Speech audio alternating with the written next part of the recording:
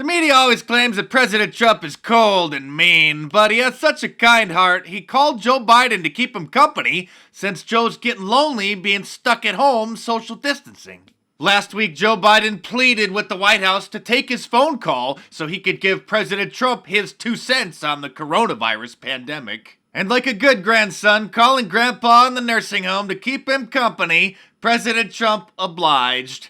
And they had a really wonderful and warm conversation. Tell us, Joe, what's your plan to fix this problem and get things back to normal? The case where we cannot let this, we've never allowed any crisis from the Civil War straight through to the pandemic of 17, all the way around 16. We have never let our democracy take second fiddle. We can both have a democracy and elections and at the same time correct the public health. That's a neat story, Grandpa, but I think it's time for your nap, though. Meanwhile, Jake Tapeworm wants to speak with the president, too, and CNN tweeted out a clip from his show where he, quote, directly addresses President Trump. Mr. President, I know you, like millions of Americans, are eager to have the nation go back to some semblance of normal. One of the questions the American people need answered for that to happen responsibly, what's the plan? Is there a plan for widespread testing of every American so as to isolate the virus? Who will pay for the tests and the results? What about ventilators? Is there a plan to expedite the manufacture of ventilators? What about the cotton masks that the CDC is now suggesting that we all wear when we leave our homes? Is someone manufacturing them? Is there a plan? Please, Mr. President, the American people, they need answers to these questions.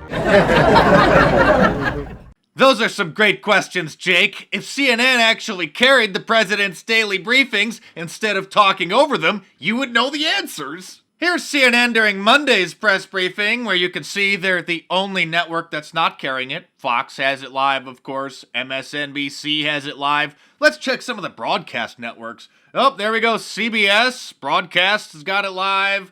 ABC has it live, etc., etc. But CNN thought it was more important to hear from Wolf Blitzer and Gloria Bulger, or whatever the heck her name is. Even when CNN and MSNBC actually carry the press briefings, they always cut in halfway through to start complaining about them. KCDC on MSNBC, we have been tuned in to the President of the United States and his coronavirus task force giving an update.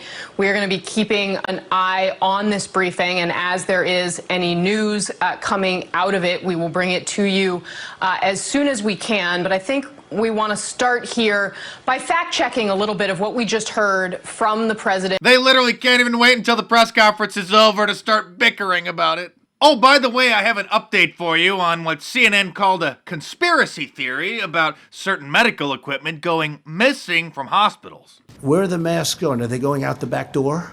I don't think it's hoarding. I think it's maybe worse than hoarding.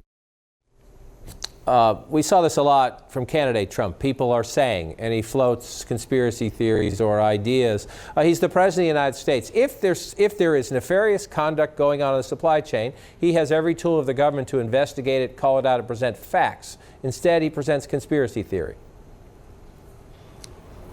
Yeah, notice he didn't say which hospital he was talking about. Yes, I'm sure there's nothing nefarious going on at all, CNN. Oh, wait, what's this? Arizona hospital employee arrested, accused of stealing PPE, personal protective equipment. $1,700 worth, in fact. That's a lot of masks.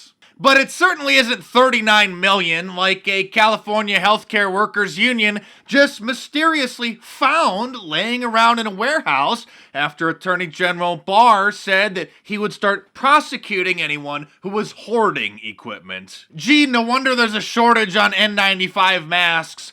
I'm no healthcare worker expert, but I would assume that $39 million would probably be enough for every single hospital in the entire country for at least a few weeks. Speaking of masks, now that the spread of the coronavirus has gone far beyond what most people expected when it was first discovered, the Surgeon General is now recommending that people wear a mask when they go out into public. But obviously Chuck Schumer failed shop class and never painted anything in his entire life, and probably never even stepped foot into a Home Depot, because here he is wearing one. When I first saw this, I thought it had to be photoshopped, but it's real. The New York Daily News took a picture of him approaching his podium when he was about to make a statement. I've never heard of anybody having to read the instructions on how to wear a dust mask or an N95 respirator mask, but there's a first time for everything, I guess. I guess that's better than taking advice from Eric Swalwell, who tweeted out that people should stop wearing masks. I could easily make some fart jokes about Congressman Fartwell and respirator masks, but he's making it too easy. One thing that's not easy, however, is finding new viewers on YouTube who aren't already subscribed because, as you probably know, the algorithm buries any videos from channels that aren't from mainstream sources. So, subscribe to my channel if you're new here, and if you guys enjoy watching my videos, head on over to my online store, markdice.com, or click the link in the description below and check out some of my awesome shirts, like my new Obama-Trump shirt, because there's no way that he wants to endorse Joe Biden, or my red, white, and blue Trump shirt, or any of my awesome designs.